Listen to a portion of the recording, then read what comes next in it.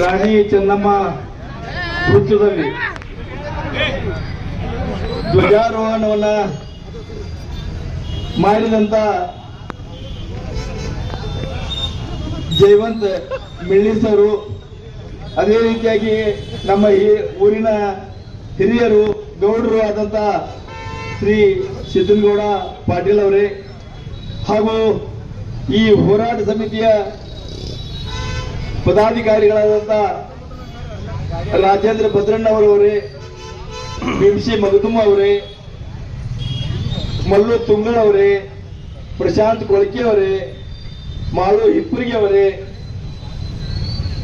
ಅದೇ ರೀತಿಯಾಗಿ ವೇದಿಕೆಯ ಮೇಲೆ ಆಸೀನರಾದಂತ ಎಲ್ಲ ಹಿರಿಯರೇ, ಅದೇ ರೀತಿಯಾಗಿ ಮುಂಭಾಗದಲ್ಲಿ ಆಸೀನರಾಗಿರ್ತಕ್ಕಂಥ ಊರಿನ ಎಲ್ಲ ಹಿರಿಯರೇ, ಗಣ್ಯಮಾನ್ಯರೇ, ಯುವಕ ಮಿತ್ರರೇ, ಸಹೋದರ ಸಹೋದರಿಯರೇ, ಶ್ರದ್ಧೆಯ ತಾಯಂದಿರೇ, ಇವತ್ತಿನ ದಿವಸ ಇಲ್ಲಿ ಸೇರಿದಂತ ಎಲ್ಲರಿಗೂ ಕೂಡ 80ನೇ ಸ್ವಾತಂತ್ರ್ಯೋತ್ಸವದ ಶುಭಾಶಯಗಳನ್ನ ತಿಳಿಸ್ತಾ ಇದ್ದೀನಿ.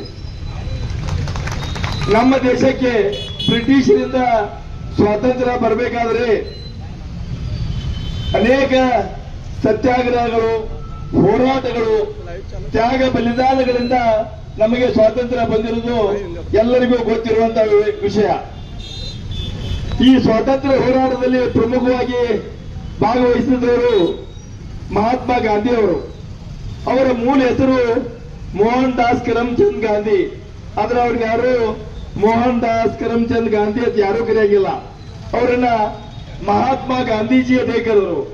ಮಹಾತ್ಮ ಅನ್ನುವಂತ ಶಬ್ದ ಯಾಕೆ ಬಂತು ಅಂತಂದ್ರೆ ಅವರ ತತ್ವಗಳು ಮತ್ತು ಆದರ್ಶಗಳು, ಅವರ ತತ್ವ ಮತ್ತು ಆದರ್ಶದಿಂದ ಅವರು ಮಹಾತ್ಮರಾದರು. ಅವರು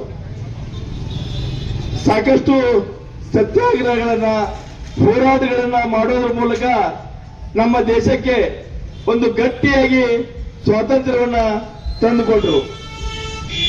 ಈ ಸ್ವಾತಂತ್ರ್ಯ ಸಂದರ್ಭದಲ್ಲಿ ಸಾಕಷ್ಟು ತ್ಯಾಗ ಬಲಿದಾನಗಳು ಮಹಾತ್ಮ ಗಾಂಧೀಜಿಯವರಾಗಿರ್ಬೋದು, ಸುಭಾಷ್ ಚಂದ್ರ ಬೋಸ್ ಆಗಿರ್ಬೋದು, ವಲ್ಲಭಭಾಯಿ ಪಟೇಲ್ ಅವರಾಗಿರ್ಬೋದು, ಚಂದ್ರಶೇಖರ್ ಆಜಾದ್ ಆಗಿರ್ಬೋದು, ಇನ್ನೂ ಅನೇಕರು.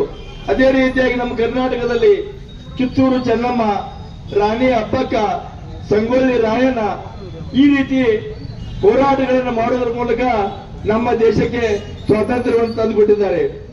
ನಮ್ಮ ದೇಶಕ್ಕೆ ಸ್ವಾತಂತ್ರ್ಯ ಬಂದಂತ ಸಂದರ್ಭದಲ್ಲಿ ನಮ್ಮ ಭಾರತ ಯಾವ ಸ್ಥಿತಿಯಲ್ಲಿತ್ತು, ಆ ಸಂದರ್ಭದಲ್ಲಿ ಬಡತನ ನಮ್ಮನ್ನೆಲ್ಲ ಕಿತ್ತು ತಿನ್ನುವಂತ ಪರಿಸ್ಥಿತಿ ಇತ್ತು. ಇವತ್ತು ನಮ್ಮ ದೇಶ ಅಭಿವೃದ್ಧಿ ಹೊಂದಿ ಇಡೀ ಜಗತ್ತಿನಲ್ಲೇ ಮುಂಚೂಣಿ ರಾಷ್ಟ್ರವಾಗಿ ಹೊರಹೊಮ್ತಾ ಇದೆ. ಇನ್ನು ಕೆಲವೇ ದಿನಗಳಲ್ಲಿ ನಮ್ಮ ದೇಶ ಎಲ್ಲಾ ರಾಷ್ಟ್ರಗಳಲ್ಲಿ ದೊಡ್ಡಣ್ಣ ದೇಶ ಅನ್ನುವಂತ ಖ್ಯಾತಿಯನ್ನು ಪಡೆಯುವುದರಲ್ಲಿ ಯಾವುದೇ ಸಂದೇಹ ಇಲ್ಲ. ಇಷ್ಟೊಂದು ಪ್ರಗತಿಗೆ ಸಾಕಷ್ಟು ನಾಯಕರು ತಮ್ಮ ಸತತ ಪರಿಶ್ರಮವನ್ನು ನೀಡಿದ್ದಾರೆ. ಒಂದು ಇದರಲ್ಲಿ ವಿಪರ್ಯಾಸ ಅಂತಂದ್ರೆ ಇತ್ತೀಚೆಗೆ ಭ್ರಷ್ಟಾಚಾರ ಹೆಚ್ಚಾಗ್ತಾ ಇದೆ. ಈ ಭ್ರಷ್ಟಾಚಾರವನ್ನು ತಡೆಯುವಂಥದ್ದು ನಮ್ಮ ನಿಮ್ಮೆಲ್ಲರ ಕರ್ತವ್ಯ. ಈ ಭ್ರಷ್ಟಾಚಾರವನ್ನು ತಡೆಯುವಂಥದ್ದು ನಮ್ಮ ನಿಮ್ಮೆಲ್ಲರ ಕರ್ತವ್ಯ. ಯಾಕೆ ಅಂತಂದ್ರೆ ಈ ಭ್ರಷ್ಟಾಚಾರ ನಿಂತು ಅಂತಂದ್ರೆ ಪ್ರಗತಿ ಇನ್ನೂ ಹೆಚ್ಚಾಗೈತಿ. ಆ ನಿಟ್ಟಿನೊಳಗೆ ನಮ್ಮ ಯುವಕರು ಹೆಚ್ಚಿನ ಪರಿಶ್ರಮವನ್ನು ಹಾಕಬೇಕು ಅಂತೇಳಿ ನಾನು ವಿನಂತಿ ಮಾಡ್ಕೊಳ್ತಾ ಇದ್ದೀನಿ. ಈ ಒಂದು ನಮ್ಮ ತಾಲೂಕಿನ ಆಡಳಿತ ಸೌಧ, ಪ್ರಜಾಸೌಧಕ್ಕಾಗಿ ನಾವು ಇಲ್ಲಿ ಹೋರಾಟವನ್ನ ಪ್ರಾರಂಭ ಮಾಡಿದ್ದೇವೆ. ಕೆಲವೊಬ್ಬರು ಹೇಳ್ತಾರೆ ಈ ಹೋರಾಟದ ಮೂಲಕ ಮುಂದಿನ ದಿನಗಳಲ್ಲಿ ನಾವು ನಾಯಕರಾಗುವಂತ ನಿಟ್ಟಿನಲ್ಲಿ ಕೆಲಸ ಮಾಡ್ತಾ ಇದ್ದೀವಿ ಅಧ್ಯಕ್ಷದಿಂದ. ಈ ಹೋರಾಟ ಸಮಿತಿಯಲ್ಲಿರುವವರಿಗೆ ಯಾರಿಗೂ ನಮಗೆ ಯಾವುದೇ ರಾಜಕೀಯ ಅಭಿಲಾಷೆ ಇಲ್ಲ. ರಾಜಕೀಯ ಅಭಿಲಾಷೆ ನಮಗೆ ಯಾರಿಗೂ ಇಲ್ಲ. ಆದ್ರೆ ಈ ವೇದಿಕೆಯ ಮೂಲಕ ನಾವು ಯುವಕ ನಾಯಕರನ್ನ ಸೃಷ್ಟಿ ಮಾಡಬೇಕು, ನಮ್ಮ ಬನಹಟ್ಟಿ ನಗರದ ಅಭಿವೃದ್ಧಿ ಮಾಡಬೇಕು ಅನ್ನೋ ನಿಟ್ಟಿನಲ್ಲಿ ನಾವು ಕೆಲಸವನ್ನು ಮಾಡ್ತಾ ಇದ್ದೀವಿ. ನಮ್ಮ ಊರಿನಲ್ಲಿ ಇದೇನೊಂದು ಮುಖ್ಯ ರಸ್ತೆ ಇದೆ, ಆ ಹಜಾರೆ ಕಾರ್ನರ್ ಏನಿಲ್ಲ ಅಲ್ಲಿಂದ ಎಲ್ಲಟ್ಟಿವರೆಗೂ ಇದೊಂದು ಡಿವೈಡರ್ ರಸ್ತೆ ಆಗಬೇಕಿದು. ಈ ಒಂದು ಕೆಲಸವನ್ನು ನಾವು ಕಟ್ಟಿದ್ದೀವಿ. ಅದರ ಜೊತೆಗೆ ಈ ನಮ್ಮ ಜಗದಾಳಕ್ಕೆ ಹೋಗುವಂತ ರಸ್ತೆ ಆಗಿರ್ಬೋದು, ಆಸಂಗಿ ಕಡೆಗೆ ಹೋಗುವಂತ ರಸ್ತೆಗಳಾಗಿರ್ಬೋದು, ಇವು ಕೂಡ ವಿಭಜಕಗಳನ್ನು ಹೊಂದಿದಂತಹ ರಸ್ತೆಗಳನ್ನು ಮಾಡುವುದರ ಮೂಲಕ ನಮ್ಮ ನಗರದ ಒಟ್ಟಾರೆಯಾಗಿ ಅಭಿವೃದ್ಧಿಯನ್ನು ಮಾಡಲಿಕ್ಕೆ ಮುಂದಿನ ದಿನಗಳಲ್ಲಿ ನಮ್ಮಲ್ಲಿ ಯಾರೇ ಶಾಸಕರಿದ್ರು ಜನಪ್ರತಿನಿಧಿಗಳಿದ್ರು ಕೂಡ ಅವರಿಗೆ ಮೇಲಿಂದ ಮೇಲೆ ನಾವು ಮನವಿಗಳನ್ನ ಸಲ್ಲಿಸಿ ಹೋರಾಟ ಮಾಡಿ ನಮ್ಮ ನಗರದ ಅಭಿವೃದ್ಧಿಗಾಗಿ ಮಾತ್ರ ದುಡಿತೀವಿ ಅನ್ನುವಂತ ಮಾತನ್ನು ಹೇಳಿ, ನಮಗೆ ಯಾವುದೇ ರಾಜಕೀಯ ಅಭಿಲಾಷೆ ಇಲ್ಲ.